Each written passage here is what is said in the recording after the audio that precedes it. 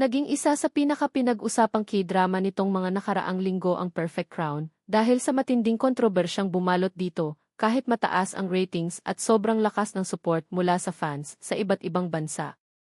Ang drama na pinagbibidahan ni Na Ayu at Buyun Woo-seok ay una munang pinuri dahil sa visuals, chemistry ng cast, at kakaibang concept nito tungkol sa modernong Korea na may royal family pa rin. Pero habang papalapit ang ending ng serye, unti-unting nagbago ang takbo ng usapan online. Nagsimula ang malaking issue matapos mapansin ng Korean viewers ang ilang eksena sa coronation scene ng drama. Ayon sa mga netizen, may mga simbolo at detalye raw na kahawig ng Chinese imperial traditions kaysa sa sariling historical identity ng Korea. Para sa maraming Korean viewers, sensitibong usapin ito dahil konektado raw ito sa matagal ng issue tungkol sa historical distortion at cultural identity.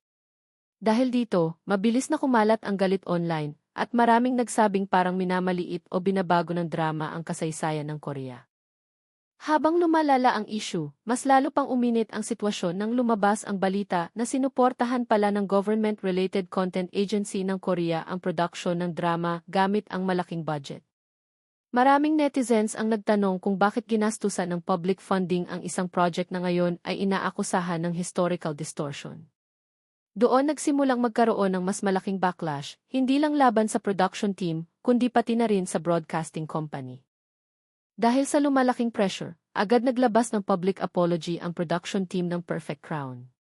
Inamin nilang nagkulang sila sa masusing pag-review ng ilang historical elements at nangakong i-edit nila ang controversial scenes para sa future streaming at replay versions ng drama. Pero kahit nagsorry na sila, hindi agad humupa ang galit ng publiko.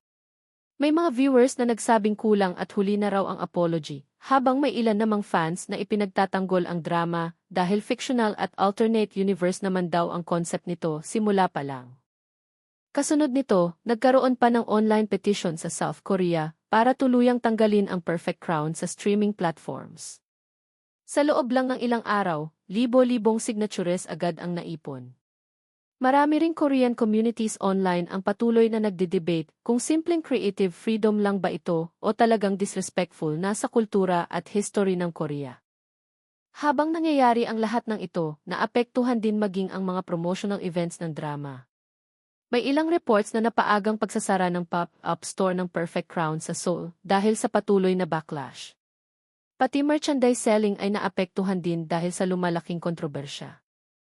Hindi rin nakaligtas ang cast sa issue. Sina Ayu at Buyun Woo-seok ay parehong nagbigay ng maikling mensahe tungkol sa kontrobersya at nagsabing mabigat para sa kanila ang nangyayari. Pero sa kabila nito, marami pa ring fans ang sumusuporta sa actors dahil naniniwala silang wala silang kontrol sa historical details at writing decisions ng production. Sa ngayon, hati pa rin talaga ang audience tungkol sa Perfect Crown. May mga viewers na nagsasabing sobrang ganda pa rin ang story, acting, at cinematography nito para tuluyang i-cancel.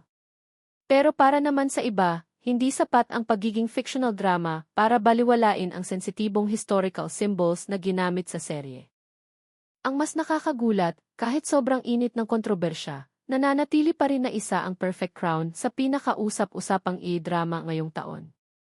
Habang may mga taong tuluyang tumalikod sa serye, mas lalo naman itong pinag-uusapan online, dahilan para lalo pang lumaki ang curiosity ng international viewers.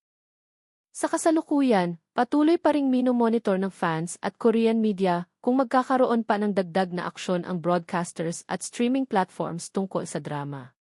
May ilan ding naniniwalang posibleng makaapekto ang issue na ito sa future historical at alternate history K-dramas dahil naging malaking usapan na ngayon kung hanggang saan lang dapat ang creative freedom pagdating sa paggamit ng cultural at historical themes.